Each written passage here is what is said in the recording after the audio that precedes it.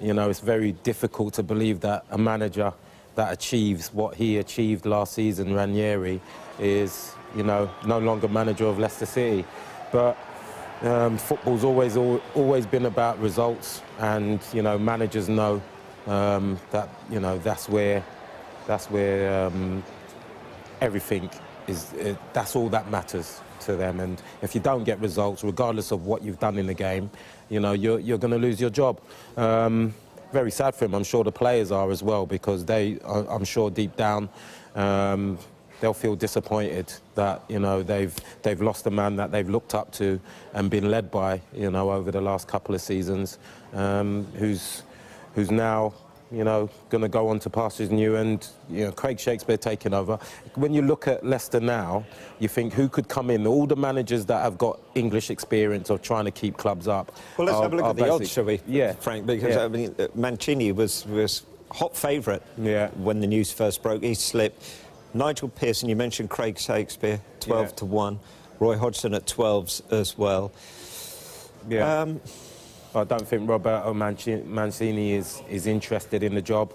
You know, the Nigel Pearson one, being favourite, but the way he left the club, exited the club last time around, I'm not sure whether the owners would be looking to bring him back to the club, you know, and, you know, it was sore the way he lost his job. So who would you have? Me personally, I think Craig Shakespeare, with him knowing the players, the relationship you have as a coach with your players, I think he would be the one that you'd look through to steer them at least until the end of the season and see if they can get out of the situation they're in. And then maybe in the summer you look at, you know, if he hasn't done the job, or whether he wants the job or not is another thing. I think he's sort of like, you know, he seems in the interviews he's done that he does fancy the job and quite able to do it. He seems confident within himself. You know, I would stick with Craig Shakespeare until the end of the season. It's interesting, Ray. I mean, I hate to remind you, but you have been relieved of duties in the past. The fact that they don't seem to have an exit strategy, what does that tell you about their desire to part company with Ranieri? Again, with Frank, I think it's been a difficult one, but it is about results, Rob. And I think Craig should stay in there till the end of the season. You know, it's the same group of players that actually won the title last year, apart from Kante in the middle of midfield. They've tried to fix in a couple of other guys, hasn't quite worked for them. But it's all about results. You know, people are saying that Claudio shouldn't have been sacked, they should put a statue up. Yes, by all means, put a statue up, because what he achieved last year. But it's about results. They are now in the drop zone, mate, and the main priority for the club is to keep that team in the Premier League, not to drop into the Championship. So I felt, at the time, something had to be looked at. You know, there's lots of other guys lose their job, lots of British guys lose their jobs, and we don't moan too much about it. You know, Claudio wasn't getting results. It's a results-driven game, and he had to be replaced. So Shakespeare, to be or not to be? That is the question. All the talk of player... You're flying this morning. All the talk of player power. How much pressure is there on the players then, right now? No more pressure than they had beforehand. You know, they've got a job to do. They've got to try and keep Leicester City in the Premier League, which means they've got to cross those white lines and produce results. So I don't think, you know, the only way you could say the pressure would be taken off is if there was a rift with the manager. Now, you know, the players have come out and, you know, denied the fact that they had something to do with him leaving the football club, which, for me, unless you've got real substance, you can't be throwing around accusations like that to players. So, by right, they have done that. They've come out and said, not at all, we had a great relationship, which means, you know, obviously higher above, that decision has been made. So, you know, the best thing they can do is do a job for Craig Shakespeare while he's in charge for however long that could be. But obviously do a job for themselves, because they've been an injustice to themselves this season, because you can't go from where you were last season to where you are now without a happy medium, you know, and obviously they've got to prove to themselves that they can do the job as well. It was always going to be tougher, Rob, the second year round. You know, first and foremost, what do teams do against them now? They play slightly deeper, they don't allow Vardy to run into those spaces. And what do left fullbacks do against Mahrez? They show him down the right-hand side. They don't allow him to come back inside anymore. Because if you allow him back inside, as everybody did last year, he'll ruin you. because that's how good a player he is. They've shown him on his right side, and they've negated him, basically. And thirdly, they are not showing the same energy and life that they had last year. Last year, when you saw Leicester play, you thought, wow, what an energy they've got about them. But this year, nothing. King Power Stadium certainly has some energy about it, doesn't it? It can be a loud, raucous old place. Right, it's going to be fantastic tonight, Monday Night Football. What, though, reaction will the players get from the fans tonight, do you think? Which way will this go? I'm hoping that they get behind the team and the players as well. But I can see there being some type of revolt against, you know, the sacking of the manager because of, you know, which such a high esteem they hold him with. So it might not have that electric, you know, atmosphere that you'd expect it to have with Liverpool coming to town. So the players will have to create their own atmosphere. Yeah. If they start the game well, on the front foot, you know, go up in the game, the fans will get right behind them. I'm pretty sure of that. But it could well be down to the players to lead that tonight.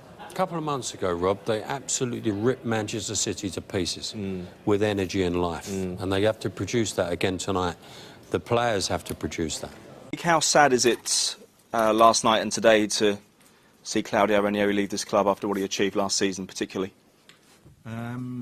Very sad. I think we all know in football these things can happen. We'll have to, you know, we make sure we remember him. He'll get the utmost respect from everybody associated with the football club in what he's achieved. We know that people lose their jobs because of results, and ultimately the owners have made that decision. What was the sequence of events yesterday? When were you told about the situation? We flew back from Seville. Problems landing, as you can imagine, with the storm. I arrived home and had a phone call just before the news broke from the director of football, John Rudkin, telling me of what was happening and asking me to take caretaker for the next game. And that was it. Do you believe it's the right decision? I mean, you've been at close quarters with the manager and the squad all season, as it continued from last season. I mean, what do you make of it overall? I think whether I think it's the right decision is irrelevant. I think the owners have made that decision, and we have to respect that. I think we all know that results haven't been good enough this season.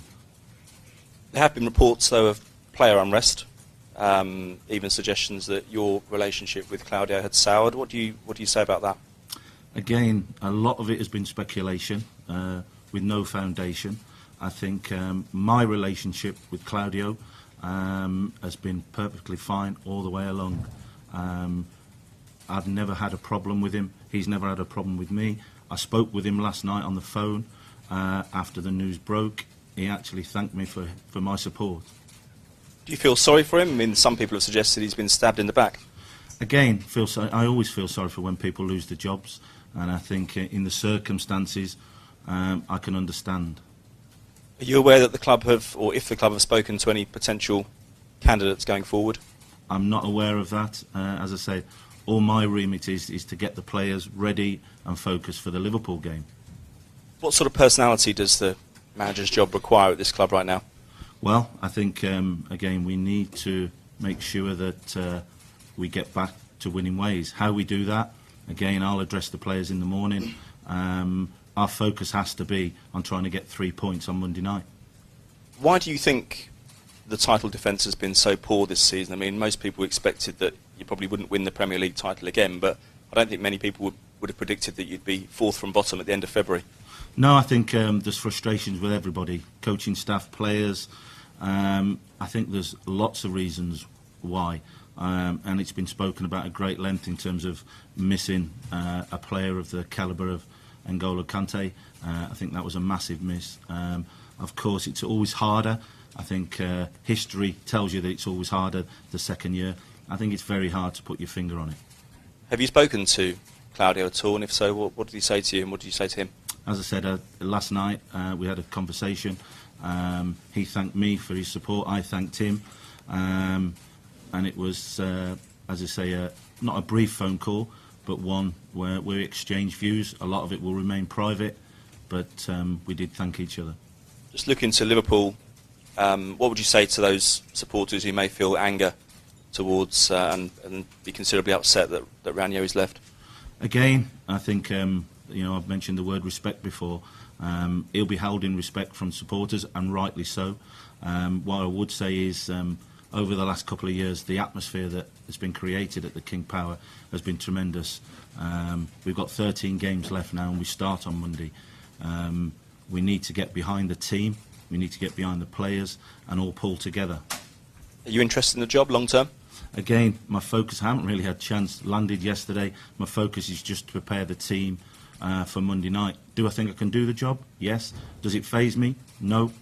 But again, the focus is just on Monday night.